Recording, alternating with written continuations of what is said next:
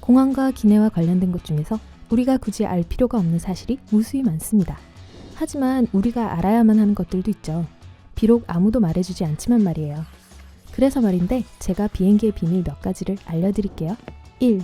대부분의 공항에는 건물에서 비행기까지 걸어갈 수 있도록 연결해주는 커다란 접이식 복도가 있지만 일부 공항은 아직 버스를 이용하기도 합니다. 그리고 거리가 그렇게 멀지 않음에도 우리는 걸어가는 대신 버스에 끼어 타야 하죠. 그렇게 하는 이유는 여러분이 이착륙장을 돌아다니는 것을 공항의 지상 근무원이 원하지 않기 때문입니다. 여러분이 근무자들의 주의를 산만하게 할 수도 있고 심지어는 근처에 있는 엔진에 시동이 걸릴 때 큰 문제가 발생할 수도 있기 때문이죠. 그래서 말인데 2. 버스에서 내렸을 때 너무 멀리 떨어져서 걸으면 지상 근무원들이 여러분에게 비행기 날개 밑으로는 가지 말라고 할 것입니다. 그 이유에는 두 가지가 있습니다. 우선 여객기의 날개가 지면과 상당히 가까이 있기 때문에 조심하지 않으면 머리를 부딪힐 수도 있기 때문이고, 두 번째로는 엔진에 시동이 걸릴 때 근처에 있으면 터빈으로 빨려 들어갈 수도 있기 때문이죠. 3. 우리가 생각하기에 이상하다고 생각되는 일부 안전수칙은 승무원들도 이상하다고 생각합니다. 예를 들어 많은 조종사들은 비행기가 순항 고도에 있을 때 승무원들이 비행기 안을 돌아다니도록 허락하는 것을 이해하지 못합니다. 비행기가 수백 킬로미터의 속도로 앞으로 돌진하고 있는데 그게 도대체 어떻게 안전하다고 생각하는 걸까요? 그러면서 비행기가 이제 막 이륙하려고 달팽이처럼 느릿느릿 움직이기 시작할 때는 왜인지 모르겠지만 좌석에 앉아서 벨트를 매고 있어야 하죠. 4. 밤에 착륙할 때 조종사들이 어둠 속에서 길을 잘 찾을 수 있을지 걱정했던 적이 있으시다면 이제는 안심하셔도 됩니다. 지상에는 믿을 수 없을 정도로 복잡한 조명 시스템이 있는데 이 시스템이 조종사들이 비행기를 잘 조종할 수 있도록 도와줍니다. 하지만 이는 단지 활주로에 있는 빨갛고 하얀 불빛이 전부가 아닙니다. 불빛들은 실제로 활주로보다 훨씬 전부터 켜지기 시작하며 다양한 패턴은 각기 다른 것을 의미하는데 기장과 부기장이 아주 잘 알고 있죠. 5. 비행에서 가장 힘들면서도 위험한 것은 착륙입니다. 얼마나 위험하냐면 실제로 모든 상업용 비행기들이 조종사들에게 착륙해도 괜찮은지 결정하라고 할 정도입니다. 그리고 착륙을 하면 비행기가 무사히 착륙했다고 큰 소리를 알려주죠. 착륙을 결정하는 지점은 결심고도라고 하는데 이는 조종사들이 번복할 수 없는 결정을 내려야 하는 구간입니다. 비행기를 착륙시키거나 다시 올라가서 공항 주변을 한 바퀴 돌아야죠. 결심고도보다 낮아지면 결정을 다시 번복할 수는 없습니다. 6. 좀 솔직해져 볼까요? 안전벨트 착용 표시등이 켜져 있어도 우리들은 대부분 그걸 무시합니다. 우리가 위험 부담을 안고 벨트 착용을 안 하는 거긴 하지만 대부분의 경우는 아무 일도 일어나지 않습니다. 하지만 기장이 승무원들에게 자리에 앉으라고 할 때는 주의를 기울이시고 안전벨트를 매는 것이 좋습니다. 이는 곧 심한 난기류를 만날 거라는 뜻이기 때문이에요. 7. 여러분이 비상구 옆좌석에 노인이나 어린이가 타 있는 모습을 못 보셨던 데에는 이유가 있습니다. 비상사태가 발생하면 비상구와 가장 가까이 앉아있는 승객이 나머지 승객들을 위해 비상구를 열어야 하는 상황이 생기기도 합니다. 그래서 비행기가 이륙하기 전 승무원들은 비상구 옆좌석에 앉아있는 승객들에게 승무원이 비상구를 열 수 없는 상황에는 어떻게 해야 하는지 알려줍니다. 그렇기 때문에 비상구 옆좌석에는 신체 건강한 어른이 타야만 하는 것이죠. 8. 승무원들이 왜 이착륙 시에 등받이를 세워달라고 하는지 궁금해하신 적 있으신가요?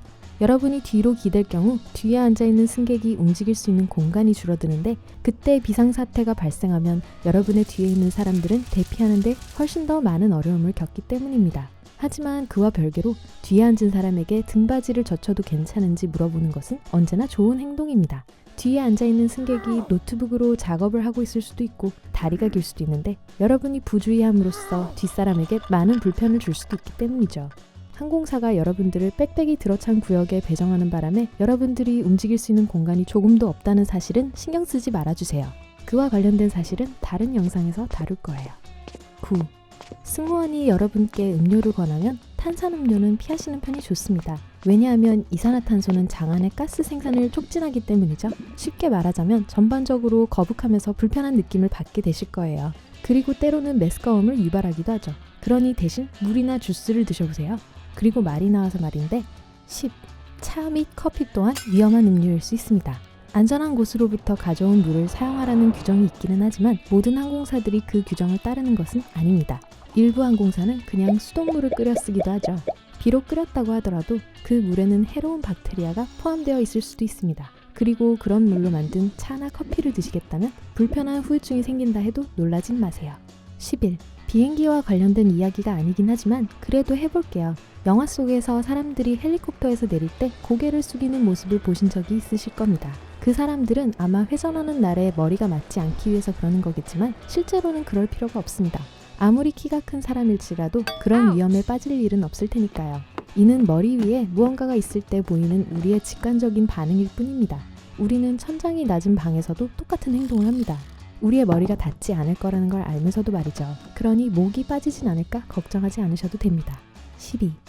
여러분이 여러 항공사의 비행기를 타보셨다면 일부러 항공사는 승객들을 탑승시키는 방식이 다르다는 걸 눈치채셨을지도 모릅니다. 실제로 공식적인 탑승 방법은 여러 가지가 있는데 탑승 방법은 항공사마다 다를 수 있습니다. 가장 일반적이면서 아이러니하게도 가장 효율이 떨어지는 방법은 뒤에서부터 앞으로 앉히는 것입니다. 비행기 뒤쪽 좌석 승객들부터 앉히기 시작해서 점점 앞으로 이동하는 방법이죠. 가장 효율적인 방법이자 평균적으로 10분을 절약할 수 있는 방법은 무작위로 앉히는 것입니다. 좌석의 위치와 관계없이 말이죠. 기본적으로는 무질서 상태라고 보시면 됩니다. 13. 만약 여러분이 눈에 띄지 않는 구석에 숨어서 비행기를 공짜로 타는 생각을 해보셨다면 그런 생각은 버리세요. 비행기는 출발하기 전에 매우 철저한 점검을 거치며 비행기에는 몰래 숨을 만한 곳이 전혀 없습니다. 물론 승무원을 위한 휴식 공간이 있기는 하지만 승무원을 위한 휴식 공간은 말 그대로 승무원을 위한 공간이죠. 14. 비행기에서 가장 먼저 시동이 걸리는 것은 엔진이 아니라 APU, 즉 보조 동력 장치입니다. 보조 동력 장치는 비행기의 꼬리 부분에 위치한 작은 보조 엔진으로 전기 시스템을 가동하고 엔진과 기내의 에어컨으로 인해 발생하는 공기를 밖으로 배출합니다. 하지만 보조 동력 장치는 비행기의 연료를 소모하기 때문에 대부분의 공항에서는 보조 동력 장치를 비행기에 동력을 공급하는 지상 시스템으로 대체하는 편입니다. 15.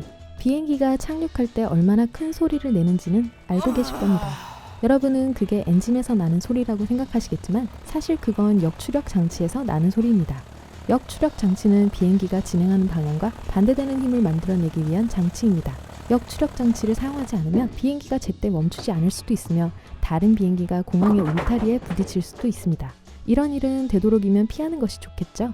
그렇긴 해도 역추력 장치가 시끄럽긴 하네요. 16. 평균적으로 비행 속도는 10년마다 조금씩 느려지고 있습니다.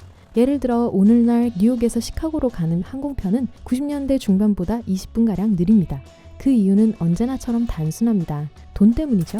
연료비는 지속적으로 상승하고 있습니다. 그래서 항공사들은 급격한 항공권 가격의 상승을 방지하고자 비행 속도를 조금 늦춤으로써 연료를 절약하고 있습니다. 비행기가 빠르게 비행할수록 연료를 많이 소모한다는 건 누구나 아는 사실이죠. 그렇기 때문에 이러한 조치는 꽤 효과적인 편입니다. 비행 속도가 점점 느려지다가 차로 이동하는 게 더 빨라지진 않을까 궁금하네요.